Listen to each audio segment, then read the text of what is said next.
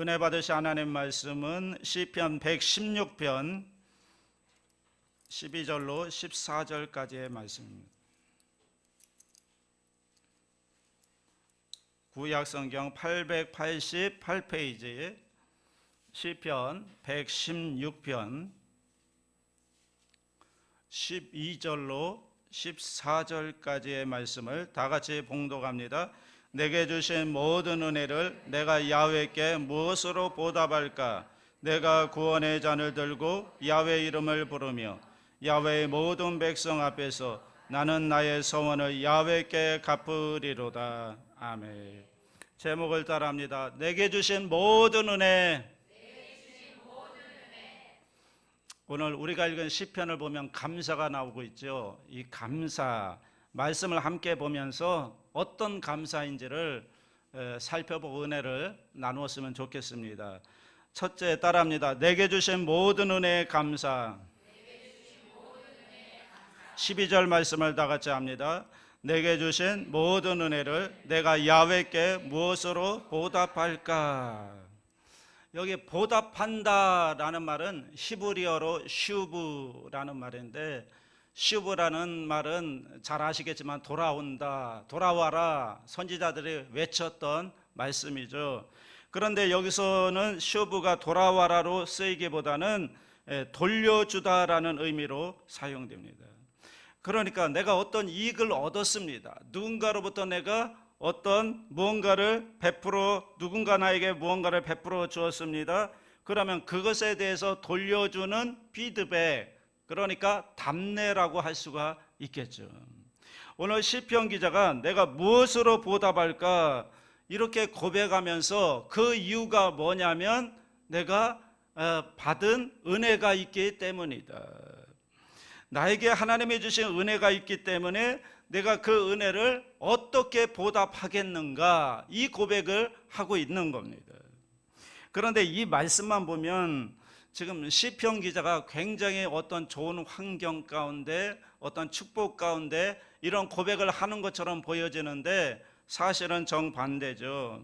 모든 게 다 이루어져서, 모든 것들이 다 이루어져 감사해서 내가 받은 은혜를 무엇으로 보답할까? 내가 어떻게 보답하면 좋겠습니까? 뭐 이런 자신감을 가지고 고백하는 내용이 아니라는 거예요. 116편의 내용을 전체적으로 보면 오히려 그 반대입니다. 3, 4절 올라가서 보시면 이렇게 고백하죠. 3절과 4절 다 같이 합니다. 사망의 졸이 나를 두르고 수월의 고통이 내게 이르므로 내가 환난과 슬픔을 만났을 때에 내가 야훼 이름으로 기도하기를 야훼여 주께 구하오니 내 영혼을 건지소서 하였더라. 얼마나 힘들고 어려웠으면 자기가 죽을 지경에 이르렀다고 말하잖아요. 여기 보니까 스울의 고통, 스울이 지옥이잖아요. 그러니까 지옥 같은 지옥에 간 것처럼 고통이 나에게 엄습해 왔다, 이런 환경이라는 겁니다. 그런데 여기에서 그가 뭐라고 고백하는가 하면 내게 주신 모든 은혜를 내가 야훼께 무엇으로 보답할까, 이렇게 고백하고 있다는 거죠. 그러면서 계속해서 하나님이 베풀어 주신 은혜들을 계속해서 열거하고 있는 겁니다. 자, 여러분, 여기서 우리가 관심 있게 봐야 하는 내용이 야훼께서 내게 주신 모든 은혜라는 겁니다. 이것을 바꿔 이야기하면 그가 살아가는 삶의 모든 환경, 삶의 모든 조건들, 삶의 모든 것들이 뭐예요? 하나님의 은혜라고 하는 고백이 그 가운데 있는 거예요. 어려워요. 힘들어요. 죽음의 고통도 있었어요. 그리고 지옥에 사는 것 같은 그런 정말 극심한 고통 가운데 있었어요. 그런데 시편 기자의 눈에는 그것이 뭐냐면 그 모든 것들이 하나님의 은혜였다라고 고백하는 거예요. 좋은 일만 있어서 하나님의 은혜였다고 고백하는 게 아니라 정말 지옥에 간 것 같은 그런 고통 가운데 있었는데 돌아보니까 그것도 뭔가 하면 하나님의 은혜였고 하나님의 인도하심이었다라는 거죠. 여러분, 시편 기자의 눈에는 그것이 하나님의 은혜로 보이는 겁니다. 모든 것, 좋은 것만이 아니라 모든 것, 모든 것이 다 하나님의 은혜입니다. 여기에 참 깊은 의미가 있죠. 자기가 살았던 삶의 환경을 돌아보니까 어려운 일도 있었고 고난도 있었고 힘든 일도 있었고 지옥에 내려간 것 같은 그런 고통도 있었지만, 그런데 그게 뭐라고요? 거기에 하나님의 은혜가 있었다라는 거예요. 여러분, 인생은 해석입니다. 따라합니다. 인생은 해석이다. 우리가 당하는 인생의 환경 조건을 내가 어떻게 해석하느냐에 따라서 삶의 질이 결정되는 겁니다. 오늘 시편 기자는 보니까 어렵고 힘든 삶의 여정이었지만 거기에는 분명히 하나님이 주신 은혜가 있었고 그 은혜에 감격하고 있는 겁니다.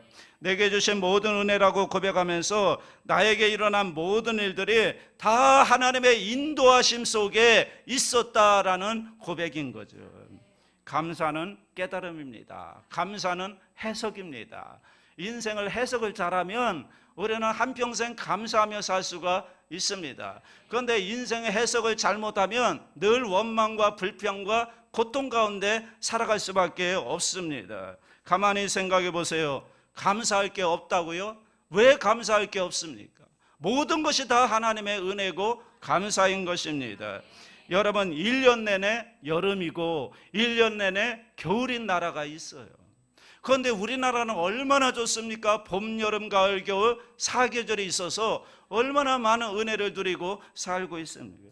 여러분, 지금으로부터 40-50년 전만 해도 보릿고개가 있었거든요. 보릿고개 아십니까? 보릿고개가 있었어요. 그래서 그때는요, 음식물 쓰레기로 고민할 필요가 없었어요. 그때는요, 지금은 우리가 그것 때문에 원망하고 불평하고 여러 가지 문제들이 많이 있지만, 그런데 사실은 그것이 이제는 우리가 뒤집어 보면 이제 우리는 먹고 살만해졌다, 이렇게 생각할 수가 있는 거죠. 사실은 우리의 불평을 뒤집어 보면 거기에는 분명히 우리가 감사해야 될 내용들이 거기에는 분명히 있는 겁니다. 불평거리를 감사로 해석하면 행복해지는 겁니다. 그런데 만족하지 못하고 욕심 부리고 더 가지려고 하다 보니까, 여러분, 욕심의 안경을 끼고 보면요, 늘 부족한 것밖에 안 보여요. 그런데 감사의 안경을 끼고 보면요, 모든 게 다 감사한 거예요. 이것도 감사하고 저것도 감사하고 모든 게 다 감사한 겁니다. 어느 한 분이 교회 예배에 참석하고 추수감사주일 예배에 참석했는데, 추수감사주일에 목사님이 무슨 말씀을 전하겠습니까? 감사하라고 전하잖아요. 항상 감사해라. 범사에 감사하라. 굉장한 은혜를, 마음에 은혜 받고 감동이 됐대요.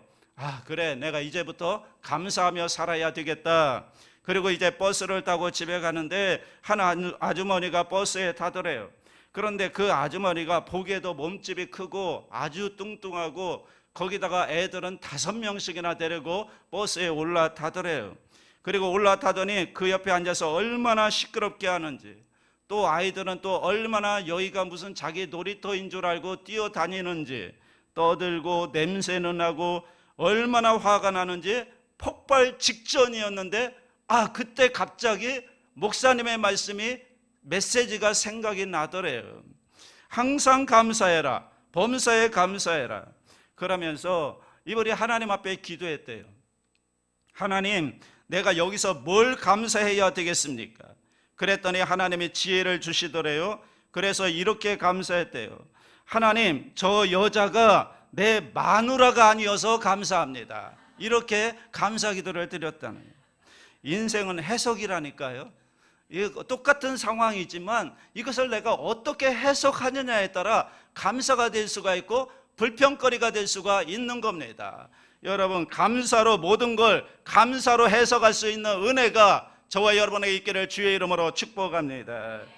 두 번째 따라합니다. 구원의 은혜에 감사.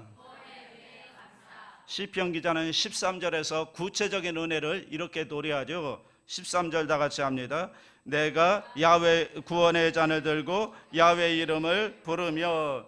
구원의 잔을 들고 제일 첫 번째 나오는 단어가 무엇인가 하면 구원입니다.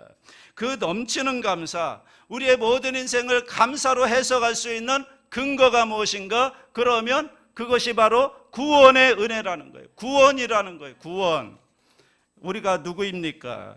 하나님 앞에 설 수 없는 죄인 중에 죄인이에요. 우리가 누구입니까? 하나님과 화목할 수 없는 원수의 자리에 있던 사람들이에요. 그런데 이런 우리를 하나님께서 이처럼 사랑하사 독생자를 보내주셔서 예수 그리스도를 십자가에 못 박으시고 그 흘리신 보혈의 피로 우리의 죄를 씻어주시고 우리를 자녀 삼아주신 거죠. 그래서 하나님을 아바 아버지라 부르게 한 거죠. 그뿐인가요? 예수님과 하나님과 함께 영원히 살 수 있는 하늘나라, 하나님 나라의 영생을 우리에게 주신 것입니다. 그래서 오늘 우리가 이 자리에 나와 예배할 수 있는 줄로 믿습니다. 이게 뭐예요? 이게 구원의 은혜인 거예요. 구원의 은혜. 하나님과 원수 되었던 우리, 죄인 중에 죄인이었던 우리, 하나님 앞에 도저히 갈 수 없었던 우리가 하나님의 은혜로 말미암아 구원받아서 하나님의 자녀가 된 것, 여러분 이거보다 더 큰 은혜가 어디에 있을까요? 여러분 가만히 생각해 보세요. 세상 만사 다 그냥 흘러갑니다. 여러분들이 그렇게 중요하게 생각하는 것들, 소중하게 생각하는 것들 다 흘러가 버립니다. 여러분이 붙잡으려 가는 모든 것들도 세월이 가면 흘러가고요, 우리의 손에서 다 빠져나가게 되어 있어요. 내가 좋아하는 것 있다가도 없어지고요, 없다가도 있는 게 이 세상 모든 만사인 거예요. 그런데 구원은 다르잖아요. 구원은 영원한 거예요. 한번 구원받으면 영원한 구원인 것입니다. 천국까지 인도해 주시는 것입니다. 이 땅에서 하나님의 자녀로 하나님께서 우리를 인도해 주실 뿐만 아니라 하나님 나라에까지도 우리를 인도해 주시는 것이 이 구원의 은혜인 것입니다. 이 엄청난 은혜를 저와 여러분이 받은 것입니다. 그런데 우리가 세상 살면서 이 하나님의 놀라운 구원의 은혜를 잊어버리고 살 때가 너무나 많다는 거죠. 욕심 부려야 될 곳에 욕심 부리지 않고 욕심 부리지 않아도 될 것에 우리의 욕심을 부리고 그러면서 살고 있는 모습이 아닌지. 여러분, 우리 하나님은 우리에게 가장 좋은 것을 주고 싶어 하십니다. 독생자까지도 주셨는데 뭘 아까워하시겠습니까? 가장 좋은 것을 우리에게 주시기를 원하십니다. 그리고 이미 가장 귀한 것, 가장 좋은 것을 우리에게 이미 주셨습니다. 그런데 우리가 그 주신 귀한 것들은 깨닫지 못한 채 별로 중요하지도 않은 것들, 별로 가치도 없는 것들, 그것만 붙들고 우리의 신앙의 내용을 그것들로 채우려고 하고 있는 것은 아닌가. 정말 귀한 것, 정말 중요한 것을 하나님이 주셨는데 그것이 귀하다는 것을 깨닫지 못하고 그것을 소중하게 여기지 못하고 별로 있다가도 없어질 것들, 별로 가치도 없는 것들에게 그렇게 우리가 중요하게 여기고 그것들로 목숨을 걸고 있는 것은 아닌가. 없으면 좀 불편한 것들, 거기에 우리의 목숨을 걸고 있는 것은 아닌가. 여러분, 별로 가치 없는 것들 때문에 정말 가치 있는 것이 묻혀져서 여러분 그것이 있는 어리석은 삶을 살고 있는 것은 아닙니다. 저희 딸 하윤이가요, 어렸을 때는 500원짜리가 최고인 줄 알았어요. 500원만 있으면 가게 가서 자기가 먹고 싶은 거 사 먹고 또 뭐 뽑기가 있더라고요. 그 500원짜리 뽑기가 있어서 그거 뽑는 재미가 좋았었나 봅니다. 그래서 이 아이에게는 500원이 최고예요. 뭐 1000원짜리, 만원짜리 지폐줘도 소용없어요. 그냥 500원이면 최고예요. 한 번은 할머니가 이렇게 들어오시니까 막 달려가더니 인사하더니 할머니 500원만 주세요 그러는 겁니다. 그러니까 할머니가 얘가 너무 귀여우니까 주머니를 뒤졌는데 마침 잔돈이 동전이 없었어요. 그래서 뒤적뒤적 하시더니 꺼내는데 10,000원짜리가 나온 거예요. 그래서 10,000원짜리 주면서 그래 이거 가지고 과자 사 먹어라 그랬더니 그것을 하윤이가 잡더니 그 10,000원짜리를 집어 던져요. 이거 말고 500원 이러는 거예요. 제가 옆에서 바라보던 아빠의 마음이 얼마나 급했던지, 야 그거 하나가 500원짜리 20개야 얼른 받아. 그런데 이 아이는 관심이 없어요. 어디에 관심이 있어요? 500원짜리. 10,000원의 가치를 모르면 500원짜리만 붙들고 사는 게 인생이에요. 그런데 여러분 10,000원의 가치를 알면 500원 그거 별거 아니잖아요. 그러니까 가치를 알아야 된다고요. 구원의 가치를 알아야 돼요. 사도 바울이 그런 고백하잖아요. 내가 예수님을 만나고 나니까, 그러니까 예수 그리스도를 아는 지식이 뭐예요? 가장 고상하다, 가장 귀하다. 그리고 지금까지 내가 귀하게 여기던 모든 것들이 뭐예요? 배설물로 여겨지더라. 최고의 가치를 만나고 나니까 다른 것들, 그동안 귀하게 여겼던 것들이 별거 아니라는 거예요. 배설물처럼 여겨진다는 거예요. 평생 예수 믿는다고 하면서도 아직까지도 철이 덜 들어서 밤낮 우리는 500원짜리만 찾고 있는 것은 아닌지, 하나님이 우리에게 주셨던 크고 놀라운 은혜를 우리는 은혜인 줄 알지 못하고 그저 500원짜리만 찾아다고 구하고 있는 것은 아닌지, 여러분, 있어도 되고 없어도 되는 가치들의 우리의 신앙의 내용을 그것들로 채워가지 마시기 바랍니다. 한번 우리의 모습을 돌아보면서 다시 한번 우리가 하나님이 우리에게 주신 이 구원의 은혜에 감격하고, 그 구원으로 인해 하나님 내게 주신 이 은혜를 내가 무엇으로 어떻게 보답하며 살아야 될까요? 이렇게 묻고 또 물으며 살아가는 사람들이 그리스도인인 줄로 믿습니다. 세 번째는 은혜가 예배로 이어지는 감사죠. 13절 하반절에 보면 야훼의 이름을 부르며, 문자적으로는요, 그리고 나는 야훼의 이름을 부르리라, 이런 뜻이에요. 이것은요, 공중집회에서 하나님의 이름을 공개적으로 선포하며 예배를 시작할 때 쓰이는 공식적인 문구입니다. 그러니까 이게 헬라어로 카라 베셴 야훼라는 말인데 예배를 드린다는 거예요. 예배. 여러분, 이 하나님의 은혜는요, 감사해서 그것이 예배로 이어지는 겁니다. 구원받은 자의, 그리고 그 구원에 감사하는 사람들에게 나타난 중요한 변화가 있는데 그것은 예배인 겁니다. 예배를 영어로 worship이라고 하죠. 이 단어는 영어의 was, 가치라는 단어에서 온 겁니다. 요한계시록 4장 10절 11절을 보겠습니다. 다 같이 합니다. 24 장로들이 보좌에 앉으신 이 앞에 엎드려 세세토록 살아계시는 이에게 경배하고 자기의 관을 보좌 앞에 들으며 이르되 우리 주 하나님이여 영광과 존귀와 권능을 받으시는 것이 합당하오니 주께서 만물을 지으신지라 만물이 주의 뜻대로 있었고 또 지으심을 받았나이다 하더라. 여기에 나오는 24장로는 구약과 신약을 대표하는 모든 예배자들을 말하는 거죠. 그들이 하나님 앞에 엎드리며 뭐라고 고백해요? 우리 주 하나님이여 영광과 존귀와 권능을 받으시는 것이 합당하오니, 이 합당하오니 이 단어가 영어로 worth라는 단어로 가치가 있다, 이런 뜻이에요. 그러니까 하나님이 내가 엎드릴 만한 가치가 있는 분이라는 거죠. 하나님이 우리의 예배를 받을 만한 가치가 있는 분이다. 그래서 하나님 앞에 엎드리는 거, 이게 뭐예요? 예배라는 거예요. 하나님의 은혜를 깨닫는 사람들은 그러기에 하나님의 그 은혜의 가치를 깨닫고 그 앞에 엎드리는 거예요. 그 은혜의 무게 앞에 엎드릴 수밖에 없는 거예요. 그게 예배인 거예요. 왜냐하면 그분은 만물의 창조자시고 그분은 만물의 통치자시고 그분은 우리를 구원하신 구원의 하나님이시기 때문에 그 은혜를 깨닫는 사람들은 그 은혜의 무게 앞에 저절로 엎드릴 수밖에 없는 겁니다. 이게 예배입니다.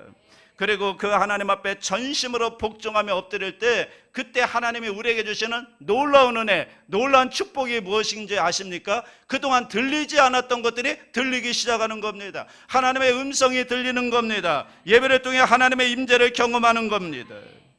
그래서 여러분이 진정과 신령으로 예배드리면 하나님의 음성을 듣습니다. 하나님의 임재를 경험합니다. 하나님을 만납니다. 하나님의 은혜가 임하게 되는 것입니다. 무엇보다 하나님은 저와 여러분의 하나님 앞에 예배드리기를 원하십니다. 하나님 앞에 찬양하기를 원하십니다. 우리가 드리는 예배와 찬양을 하나님은 기쁘게 받으시는 것입니다. 그러면 하나님께서 우리에게 할렐루야로 화답하시면서 그러면 우리 가슴에는 하늘의 신령한 것들로 가득 차는 거죠. 이 세상에 쓸데없는 잡동사니로 가득 찼던 우리의 영혼이 예배를 통해서 하나님의 신령한 은혜가 임함으로 이런 모든 쓰레기들이 청소가 되고요, 거기에 하늘의 깨끗하고 신령한 것들이 우리 안에 가득 차게 되는 것, 이게 바로 예배인 줄로 믿습니다. 이 예배를 통해서 오늘 저와 여러분의 마음속에 하늘의 신령한 것들로 가득 채워지고 이 세상의 잡동사니 모든 쓰레기들이 다 깨끗하게 청소되는 놀라운 은혜가 있기를 주의 이름으로 축복합니다. 마지막 네 번째, 은혜가 사역으로 열매 맺어짐에 감사하는 겁니다. 14절 다 같이 합니다. 야훼의 모든 백성 앞에서 나는 나의 서원을 야훼께 갚으리라. 서원이 나오는, 서원이 뭐죠? 하나님과의 약속한 거죠. 내가 하나님과 약속하는 거예요. 서원을 갚으며 살겠다라는 것은 하나님 앞에 감사하고 보답하며 살겠다는 구체적인 결단인 겁니다. 아마도 전에 하나님과 약속을 했던 것 같아요. 그 약속을 내가 지키며 살겠습니다. 이렇게 다짐하는 겁니다. 내가 하나님의 은혜에 감격하고 보니까 그 은혜가 나로 하여금 이 땅에서 하나님의 일을 하게 하는 거예요. 그 은혜가 나를 강권해서, 그 은혜가 나를 주장해서 나로 하여금 하나님의 일을 감당하게 강권하는 것입니다. 은혜가 우리 안에 역사하는 겁니다. 강권하는 겁니다. 그래서 하나님의 일을 하게 만드는 에너지가 거기에서 나오게 되는 거죠. 하나님의 일은요, 내가 하고 싶어서 하는 게 아니에요.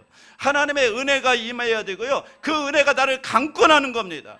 가만히 내버려 두지 않는 겁니다. 하나님의 일을 하게 하는 겁니다. 은혜가 하는 거예요. 내가 하는 게, 한다고 해서 하는 게 하나님의 일이 아니라 하나님의 은혜가 나를 강권해서 하나님의 일을 하는, 하나님, 내가 하나님을 위하여 무엇을 할 수 있겠습니까? 하나님의 일을 자원하는 것입니다. 하나님의 일을 헌신하는 것입니다. 그러므로 이 은혜는 뭘로 이어지는가 하면 사역으로 이어지게 되어 있어요.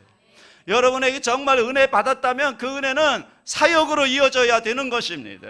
사랑하는 여러분, 우리 교회가 여러 가지 사역을 하고 있잖아요. 사랑과 행복 나눔 기관이 있는, 지금 보이죠? 저렇게 도시락을 준비해서 각 가정마다 방문해서 도시락을 배달해주고 또 같이 기도해주고 그런 사역을 하고 있어요. 그리고 다문화 사역을 통해서 우리나라에 많은 중국인들, 조선족들, 외국인들을 이렇게 모아가지고 그들을 잘 양육해서 다시 선교사로 만들어서 본국으로 돌아가서 선교사의 사명을 감당하는 귀한 사역을 하고 있어요.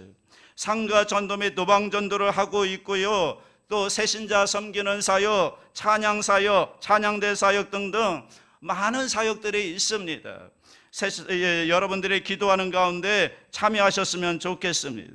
내가 할 수 있는 일 찾지 마시고요, 하고 싶은 일, 이것을 뛰어넘어서 하나님께서 오늘 나에게 하기를 원하시는 일이 무엇입니까? 내가 할 수 있는 일들이 없을지라도, 내가 하고 싶은 일들을 찾아볼 수 없을지라도 하나님께서 나에게 하기를 원하시는 일이 무엇입니까? 이렇게 물으면서 하나님 앞에 결단하며 하나님 앞에 오늘 내가 할 수 있는 일들을 정하고 서원할 수 있다면 여러분, 하나님이 얼마나 기뻐하실까요? 그냥 왔다 갔다만 하지 마시고 하나님의 일을 위하여 한번 결단해 보십시오. 하나님께 여러분의 삶에 놀라운 은혜로 함께 해주실 줄로 믿습니다.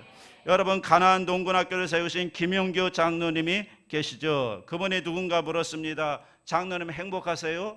그랬더니 이 장로님이 논두렁을 물끄러미 쳐다보더니 이렇게 대답했다고 합니다. 아니요, 그런데 감사합니다. 행복을 추구하는 순간 우리는 불행에 사로잡히게 됩니다. 그러나 인생이 하나님의 은혜이고 선물임을 자각하고 살면 그러면 그때부터 감사하게 되는 것입니다. 흐린 날도 있고요, 맑은 날도 있을 거예요. 좋은 날도 있고요, 그렇지 않은 날도 있을 거예요. 성공하는 날도 있고요, 실패하는 날도 있을 거예요. 그런데 성경이 우리에게 분명하게 약속해 주는 한 가지가 뭔지 아십니까? 그 약속이 로마서 8장 28절이에요. 다 같이 합니다. 우리가 알거니와 하나님을 사랑하는 자, 그의 뜻대로 부르심을 입은 자들에게는 모든 것이 합력하여 선을 이루느니라. 여러분, 이것이 하나님께서 오늘 우리에게 주시는 은혜인 줄로 믿습니다. 저와 여러분의 미래는 잘 될 수밖에 없습니다. 성공할 수밖에 없습니다. 해피엔딩으로 끝날 수밖에 없습니다. 좋은 날도 있고 안 좋은 날도 있고 힘든 날도 있고 뭐 여러 가지 여러 날이 있겠지만 그 모든 것이 합력하여 하나님은 반드시 선을 이루어 가십니다. 이것이 하나님이 저와 여러분을 향한 계획인 줄로 믿습니다. 여러분 손에는 지금 어떤 잔이 들려 있습니까? 이 은혜에 대한 감사의 잔이 들려 있습니까? 구원의 감격의 잔이 들려 있습니까? 아니면 여러분 손에는 원망과 불평의 잔이 들려져 있습니까? 믿음의 사람은요, 하나님의 베풀어 주신 구원의 은혜를 깨닫고 그 구원의 잔을 높이 들고 이 하나님의 은혜에 내가 무엇으로 어떻게 보답하며 살까 날마다 묻고 또 물으며 사는 사람들이 진짜 하나님의 은혜 받은 사람들인 줄로 믿습니다. 우리가 원하는 바가 이루어졌기 때문에 감사하는 것이 아니라 우리에게 베풀어 주실 지금도 역사를 이루어 가시는 모든 것이 합력하여 선을 이루어 가시는 그 하나님의 손길을 바라보고 감사하는 것입니다.